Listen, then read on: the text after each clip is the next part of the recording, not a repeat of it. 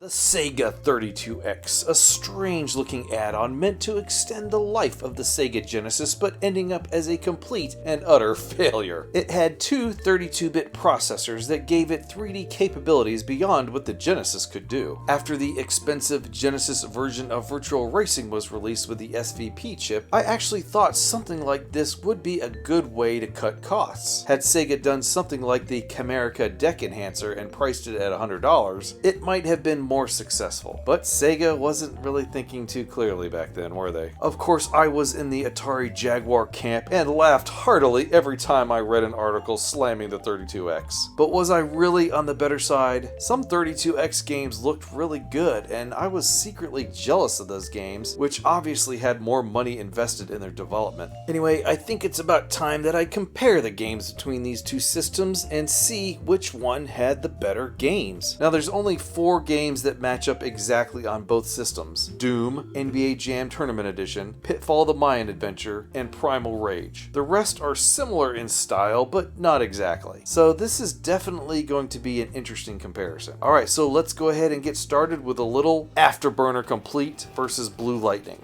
Afterburner is one of my favorite Sega games, bar none. I love the sense of speed you get as you blast and avoid enemy aircraft. Now, the Genesis version is good, but ultimately pretty weak in comparison to the 32X game. The graphics are so close to the arcade, you'd be hard-pressed to tell the difference in a screenshot. The sounds, music, and voice are also spot on. This is a great version of the arcade game for sure.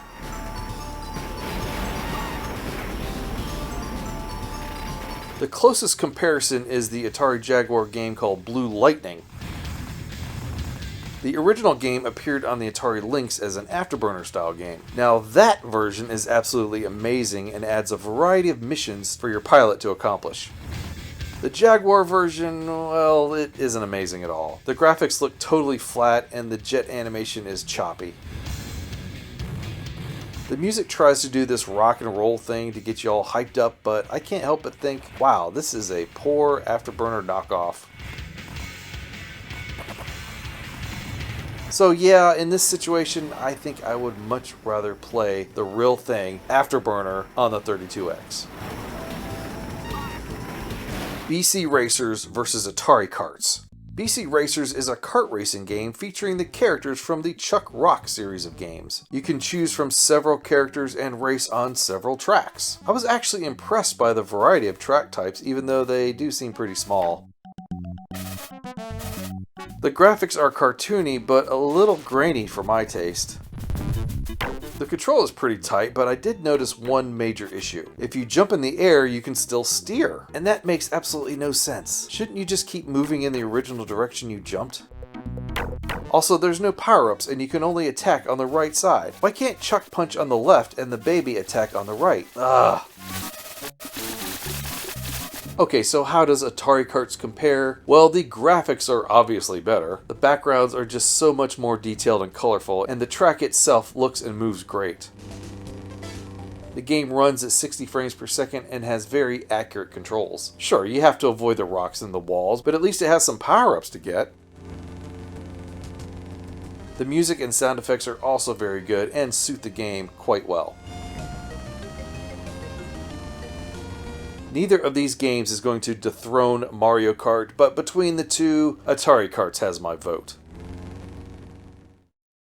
Darxide vs. 05. Darxide is a space combat game where you shoot, well, I thought it was only asteroids, but there's actually ships too. See, I did spend a few minutes learning this game. Anyway, this one has some good 3D texture mapped visuals for the time. The geometry of the 3D objects isn't too complex, but it's not bad. Control is really good here, although it can be tough to target your enemies sometimes. Some kind of auto-targeting would have been greatly appreciated. The music is also very good here, and I found it to be rather catchy.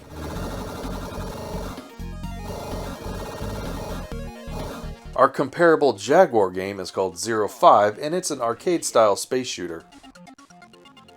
It has a much more frantic pace about it, and the flat-shaded polygons look very impressive. The The music is also fast and appropriate for the game. However, the controls is what really lets this game down. In most stages, you view your ship from a fixed point and it moves in the center of the screen. It's very disconcerting. Some other stages are from a first-person perspective or behind your ship, which is a little bit better. So I have to give 05 some credit for trying something different, but its non-traditional controls and difficulty make me rather want to play Darxide. Doom! It's our first one-to-one comparison! Yay! Doom is a classic first-person perspective shooter in every sense of the word. Everyone on Earth has heard of this game, including my grandmother. The 32X version is good, but it has a lot of flaws. It's not full screen, it only has 17 stages, the enemies can only be viewed from the front, they don't attack each other, and the music is abysmal. If you can get over those issues, it's still a fun version of Doom. Oh, and yes, I'm very well aware of the incredible hack called Doom Resurrection, which adds more maps, enemies, a 2-player option, better sound, and is full screen. Now, the Jaguar version of Doom is one of the best home ports of the original game ever made. Unlike the 32X version, it is full screen, has 24 stages, has a 2-player deathmatch mode where you can connect 2 Jaguars, it has better sound, enemies that attack each other and can be viewed from different angles, and more. The Jaguar's keypad makes it a snap to select weapons, unlike the 32X where you have to cycle through them. The only thing that this version is missing is the in-game music, but there's also a hack for the Jaguar version that adds the music back in. And let's be honest here, which would you rather listen to, the 32X's cricket-sounding music or nothing at all in the Jaguar version? I'm going to go with nothing, thank you. So it's obvious that the clear winner here is the Jaguar version. It's better in nearly every way. FIFA Soccer 96 versus Fever Pitch Soccer. This is kind of a strange one because the 32X soccer game is in 3D, while the Jaguar game is in 2D. Kind of a reversal here. As you might know, I am far from the world's biggest soccer fan. I'd much rather be playing E.T. on the Atari 2600 than play just about any soccer game. The 32X game is a frustrating affair. Your opponent is just relentless and the controls are extremely confusing. At least for me anyway. The sound effects are pretty much drowned out by the constant droning crowd noise. I guess that's realistic though, because both games do this. The 3D graphics are kind of cool though, even if your characters are a little bit small. Fever Pitch Soccer for the Jag takes a different approach and is an isometric game in 2D. It doesn't look as impressive as FIFA, but honestly, I think it plays better. It feels smoother, and I'm sure that's because the 3D playfield is harder to render than a 2D one. The graphics do look very 16-bit, but it shouldn't matter if the game plays well. Corner. The sound effects are good and very clear, and the controls are very good too. As I said, I'm not really a soccer fan, but I like the Jaguars game better for its smoother gameplay. Now you are very welcome to list all the reasons why FIFA Soccer 96 is better than Fever Pitch Soccer. Feel free to add them in the comments. Throw it. Knuckles Chaotix versus Zool 2, Soccer Kid, and Bubsy. Before I get into the frustrating and odd gameplay of Knuckles Chaotix, let me mention some things that are good about this game. The graphics are very bright and colorful. The sound and music is nice and enjoyable. The character animation is very good, and that's about where it ends for me. Now there's 2 camps in regards to this game, and that's the camp that hates it because your characters are tethered, and then the camp that's truly off their rocker and likes this mechanic. Okay, I'll give Sega props for trying something different, but this tethering thing was a huge mistake. It makes the gameplay incredibly frustrating. Now there's no chance that Knuckles Chaotix could beat Rayman on the Jaguar, but maybe I would like it better than Zool 2, Soccer Kid, or Bubsy? Let's find out. Zool 2, well, that's a fast and fun game where you play as a ninja collecting candy. The graphics are a little bit bland, but it sounds good and it plays well. I'll take it over Knuckles Chaotix. Soccer Kid is a fun game where you knock out your enemies with your soccer ball. The graphics are really detailed, and this is a pretty fun game. I would rather play this than Knuckles Chaotix. And the last platformer we'll talk about here is Bubsy. The gameplay is just way too fast, and you die every 3 seconds. But it does have some nice graphics and terribly repetitive voice samples. In this case, I think I would actually rather play Knuckles Chaotix, but only just marginally. Metalhead vs. Iron Soldier. The battle of the mech games. Although one could almost make the case that Metalhead is more of a first-person shooter. I mean, you'd never know it wasn't a first-person shooter if it weren't for the ability to change the view behind your mech. Basically, in this game, you move around the city shooting other mechs and enemies. If you hold the C button down, you can run, which is very nice since the game is too slow otherwise. The city and characters are all texture mapped, and I'm not sure if the game is better for it. The draw distance isn't very long, and it always looked like there was an open space out in front of you. The music doesn't really suit the game. It sounds more like it should be in a Sonic game, really. Control is good, and the game is overall pretty fun. Much better than I expected it to be. Mission complete. The Jaguar's mech offering is called Iron Soldier, and it feels much more like an actual mech game. You move around a large city of mostly untextured buildings, blasting tanks and helicopters, and you have several missions to perform, such as finding a new weapon, destroying an enemy base, protecting a convoy, or defeating other Iron Soldiers. You also have several weapons at your disposal, like machine guns and bombs, but the manipulator and the chainsaw really makes you feel as though you're controlling a giant robot.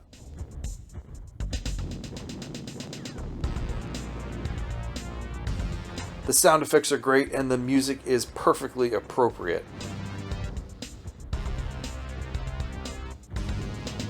Control can be a little tricky though, because you have to press the A button and up to move forward and the A button and down to move back. It can be challenging.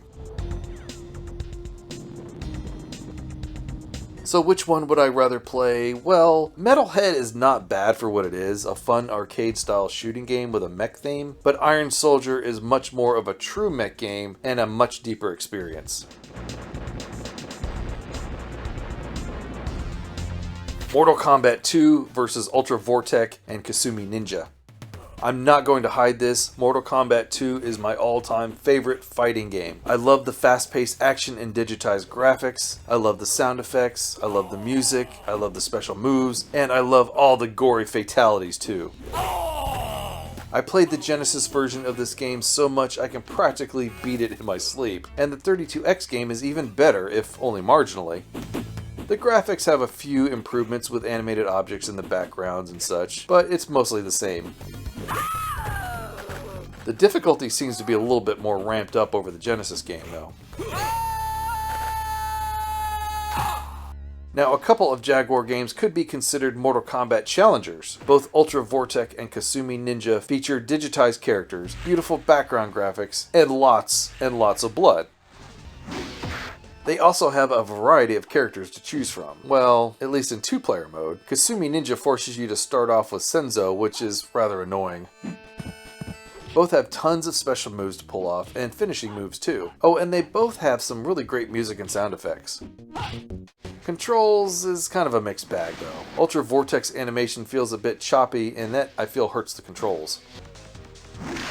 Now there's no question on which game I would rather play, that's Mortal Kombat 2, because it is the gold standard of fighting games that everyone was trying to copy back in the day. The 32X game defeats both Atari's offerings with ease.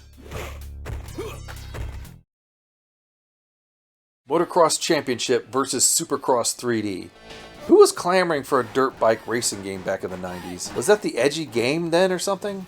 Why did two game systems that desperately needed good games spend effort making these abominations? Now, Motocross Championship is honestly a little boring. You race on texture map tracks and it doesn't look too bad. The music is very repetitive though, and the sound effects consist of your engine and you shouting, "Hey!" every time you come in contact with another racer. That is just so annoying. The track scrolls off into the distance like a typical racing game, and you don't really feel as though you're in an arena like I think they wanted. Supercross 3D on the Jaguar is universally recognized as one of the worst games for the system. The animation is very choppy thanks to the low frame rate. What is it, like 5 frames per second? You also fall off your bike even if you are 1 millimeter off the track. Come on, man, give me a break. The bike sound effects aren't bad, though. It does sound a little bit more realistic. Also, you can see the entire track as you move around it, unlike Motocross Championship. So I really hate both of these games, but I guess I have to give it to Motocross Championship for being a tiny bit more playable. The graphics aren't as impressive as Supercross 3D, though. NBA Jam Tournament Edition. Let's get this out of the way. Both of these versions of the game are great. The 32X game has the fast and frantic gameplay of the arcade original. You can choose from all the NBA teams, and each has 3 players, allowing you a bit more freedom than the first game. There's a bunch of options to choose from, like being able to add hotspots and power-up icons on the ground. Sweet touch. The graphics are smooth, and I've always been a fan of the line scrolling on the court. Count it. Sounds are also good, but the voice of Tim Kitzrow is just a little bit scratchy. Boom shakalaka. Now the Jaguar version has everything that the 32X game has, at least as far as I can tell. Turn away. Fancy move. The court's line scrolling is here, the in-game music is great, the voice is crisp and clean, and the gameplay is absolutely superb. You might think that the controls are challenging using the Jaguar's controller, but nope, it's great, especially if you're using the Pro Controller. Boom shakalaka. In truth, the Jaguar version is the one I played the most, and beating every team in this game was a proud moment for me.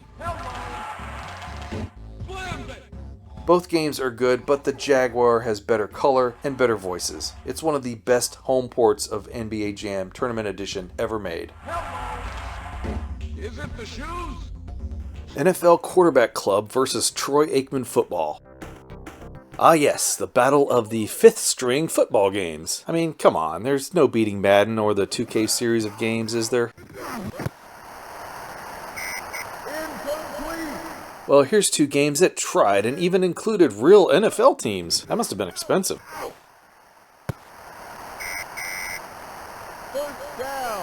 Quarterback Club has some decent looking graphics and sounds. Okay, the voices are a little scratchy, but that's normal for 32X games. As expected, there's a lot of plays to choose from. I just wish the computer would hurry up and pick one already. It's also very slow at hiking the ball and starting the play. Come on, man, let's go already. Blue 42.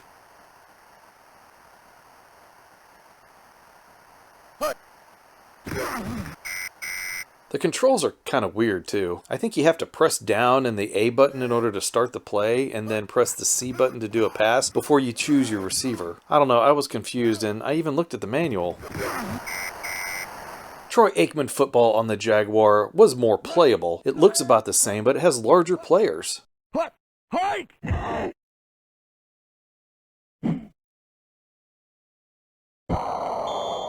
Incomplete. It also has a lot of plays to choose from, but the player won't waste your time picking one. Also, hiking the ball is faster, and the time after a play is shorter. This is a game that really respects your time. Hiking and throwing the ball is easier, and it makes more sense. I actually got a bit of enjoyment from this game. So I much preferred playing Troy Aikman on the Jaguar. It's faster and it has better graphics and sounds. Sorry, Quarterback Club, you tried. Touchdown. Pitfall, the Mayan adventure. In this game, you play as Pitfall Harry Jr. on a jungle adventure to rescue your dad. You will travel exotic areas like jungles, mines, waterfalls, and other places. Other places. So yeah, I haven't gotten all that far into the game, but I found it to be pretty fun, even though I do spend a good amount of time wondering the heck where I'm supposed to go. The graphics, animation, sound effects, and music are all very good here. Although I do find the controls to be a little bit wonky sometimes, and I find myself overshooting the mark occasionally. The Jaguar version is essentially the same but with slightly darker graphics. You can notice the difference here where the moon isn't quite as easily seen. Also, the warbling effect on the water isn't quite as good as it is on the 32X. But then when we get to the waterfall stage, now the Jaguar game looks brighter. You know, I'm so confused. Fortunately, the Mayan screen looks to be about the same. Overall, these games appear to be similar enough to call this one a tie. However, I understand the 32X game has an extra stage. That plus the brighter graphics, and I think the 32X game slightly edges out the Jag version. Primal Rage.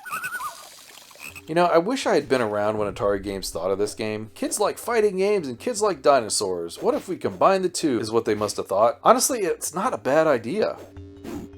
And outside of Street Fighter II and Mortal Kombat and maybe some SNK fighters, Primal Rage is one of the better known 2D fighting games ever. The 32X game is decent enough, although I'm sure it was an easy port from the Genesis game, as the graphics look a little bit grainy. The characters are pretty small compared to the arcade, but that's to be expected. Sounds and music are pretty good, and the control is typical Primal Rage, frustrating. The Jaguar CD game, though, is a touch better. The characters don't seem any larger, but the graphics are less grainy and have better color depth. Well, for most of the stages anyway. I find the jungle stage looks brighter and more colorful on the 32X. The biggest downside of the Jaguar game, though, is that it's on the CD. It's just a tad bit slow in the loading times, but the gameplay is still fast and fun. The Jaguar CD game is better in terms of graphics and sounds, but if I just need to scratch the Primal Rage itch, the 32X game is good enough with its faster loading times. Shadow Squadron, aka Stellar Assault, versus BattleSphere. Shadow Squadron on the 32X really took me by surprise. It's a 3D polygon space shooter that I would compare with games like Starblade. You complete missions by blasting giant flat-shaded polygon ships to triangular bits. The 3D graphics are nice and smooth and very, very impressive. The engine sound of your ship is a little annoying, but the other sounds and music are pretty good. You can view the game in a first-person perspective or from the outside of your ship, aka third person. This game is right up my alley, and I just love it.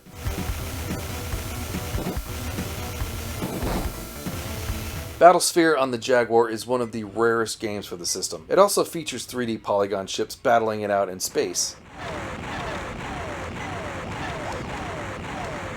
It also has very large capital ships, but you just don't see them as nearly as often as you do in Shadow Squadron. In fact, I only remember seeing them in the Gauntlet mode. Most of the gameplay is smaller ships battling each other.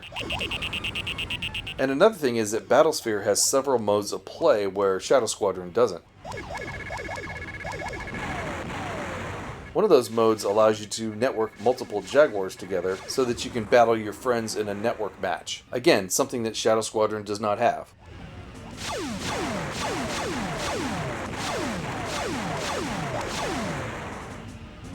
So which game do I prefer? Did Shadow Squadron's huge amount of polygon graphics win me over? Well, strictly speaking, I think that BattleSphere is the better game with more modes of play, but wow, those Shadow Squadron graphics are just very, very impressive. Tempo versus Rayman.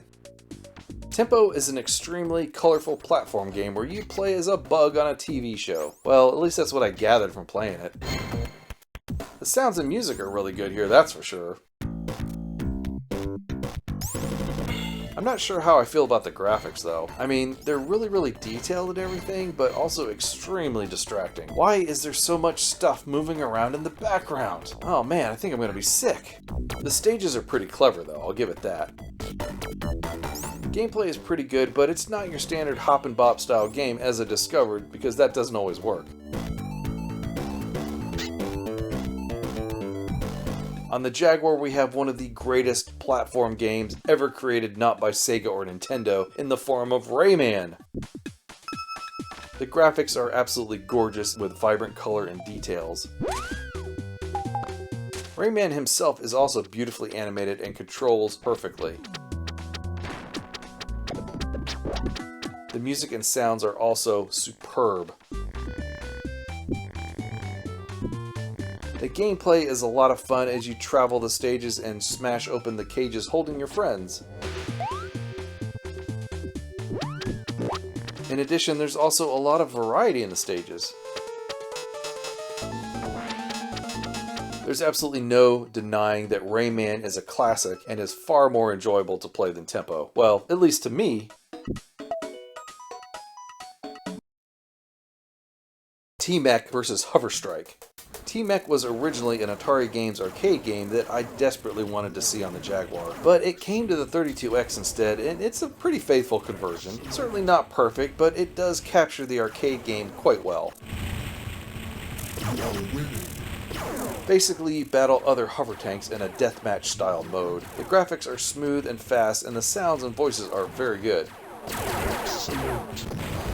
The controls are a little bit slippery though, and sometimes it's hard to get a bead on your enemy. I do love the Assault Mech's guided missile, and it's a good way to quickly destroy the enemy. Hover Strike on the Jaguar is more of a mission-based game. What you do is head out of your Federation ship and destroy some object on the ground while also destroying enemy tanks. There's also different weapons. Honestly, I haven't really spent a lot of time with this game because I find the controls very slippery, and that makes the game incredibly frustrating for me. So yeah, you guessed it, I'd much rather play T-MEK. It's quick, fun, and it gets my adrenaline pumping. Virtua Fighter versus Fight for Life. Oh man, are you gonna make me do this? Alright, here we go. Virtua Fighter is a home port of Sega's classic 3D fighting game. In fact, I think this was the first 3D fighting game ever. In any case, you get to choose from 8 different flat-shaded polygon characters. None of them have any texture mapping, and that's not a bad thing at all, because I really like that look. The gameplay is fast and smooth, and I'm always surprised when reviewers say how impressive the game is on the 32X. Really? This seems like a cakewalk for the system, in my opinion. Anyway, the game itself is a lot of fun, and it feels very much like the original arcade game. It also sounds very good too, and it appears to have all the voices. So, Fight for Life was Atari's answer to Virtua Fighter. It features impressively large characters that are often texture mapped. The sounds are nothing to write home about, and the music desperately tries to be upbeat and rockin'. It's okay, I guess, but none of it is very memorable. The gameplay is what really lets the player down the most. Your character moves so slowly, and any hit barely does any damage at all. This stretches out each match, making the game incredibly boring. Rumor has it that the programmer delivered an unfinished version to Atari after they failed to pay him. I can see that, but I've also played more complete versions of Fight for Life, and it's not much better. So this is an easy win for Virtua Fighter. It may not have the cool texture map graphics, but the gameplay is about 100 times more enjoyable than Fight for Life. Virtual Racing Deluxe versus Checkered Flag and World Tour Racing. There are just a few racing games that I truly love, and near the top of the list is the arcade game Virtual Racing. The fast polygon visuals really draw me in, and I remember renting the Genesis game and absolutely loving it. Yeah, it was a little too pricey for me back in the day, but I did eventually get a copy for $1.99. Anyway, the 32X version ups the ante and improves on the Genesis and arcade game by including more tracks and more cars. The flat-shaded polygon graphics are amazing and smooth, and the music and the sounds are also really good. But what truly makes this game special is the absolute perfect controls. I always feel like I'm in control of the car and can zip around the track with ease. This game is fantastic. Atari thought they could outdo Virtua Racing with their game called Checkered Flag, and the Jaguar game has some good things about it anyway. There are 10 tracks to choose from as well as many customizations for your car. You can choose from a couple of different views of your car, just like Virtua Racing. Also, the draw distance is a bit better than Virtua Racing too. However, the frame rate is not nearly as good as VR, and it feels so choppy. The music is okay, I guess, but what really hurts the game are the atrocious controls. Now, there's another Formula 1 racing game for the Jag called World Tour Racing, and it's much better, but, I don't think it's better than Virtual Racing. Let's face it, Virtual Racing is a classic in every sense of the word, and it's just a ton of fun. Checkered Flag just really gets left in the dust, and World Tour Racing comes in at a distant second behind Virtual Racing. Okay, well, there you have it, the mushroom-shaped Sega 32X compared to the mighty Atari Jaguar. Which games for these systems do you prefer? Let me know down in the comments. With that, I thank you for watching, take care, and we'll see you next time. Bye-bye.